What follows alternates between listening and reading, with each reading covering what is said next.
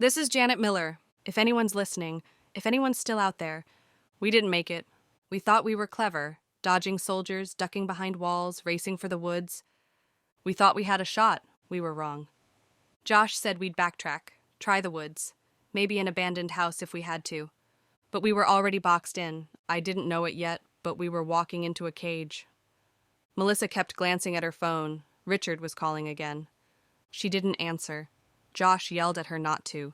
We just ran, and then we came out of the brush and saw them. 15 soldiers, rifles aimed.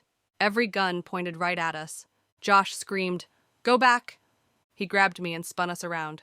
But the trap had already sprung. A squad cut us off from behind. Another unit came from the road. And then, like the final twist of the knife, Richard walked out, smiling. "How delightful to see you again," he said arrogantly. Like this was some kind of game. Melissa yelled at him, "What are you doing with these people?" He just smiled and touched her face. She flinched. The soldiers grabbed her. Zip ties. No more running. He said we were lucky, that maybe the colonel would spare us. He wanted Melissa for himself. She told him she'd rather die. He just laughed and said that might be what happens, and then left. They took us to some house just a few blocks from our own. Inside, men with laptops. A man at the table, scar on his face, cold eyes. The colonel. He didn't ask who we were.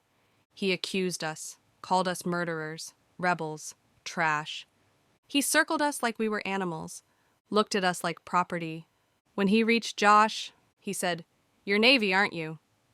Josh didn't flinch, just said, "Yes." And then the colonel smiled. He talked about the Navy refusing to join them, said they'd come around because they had their families. He said there are no courts anymore, no trials, just orders. And when I spoke up, he grabbed my face. I can still smell the cigarettes on his breath. Then he laughed and said he had something special planned for us in the morning. We didn't beg, we didn't cry. They took us to a house, shoved us into an upstairs bedroom and locked the door. Same layout as ours, same furniture, but everything was different. Because this house might be where we die. Josh stood by the window, staring at the street. The soldier who brought us here walked out. He looked up at us, locked eyes with Josh, and kept walking. He didn't say a word. He didn't look back. They think we're trapped. They think tomorrow will be the end.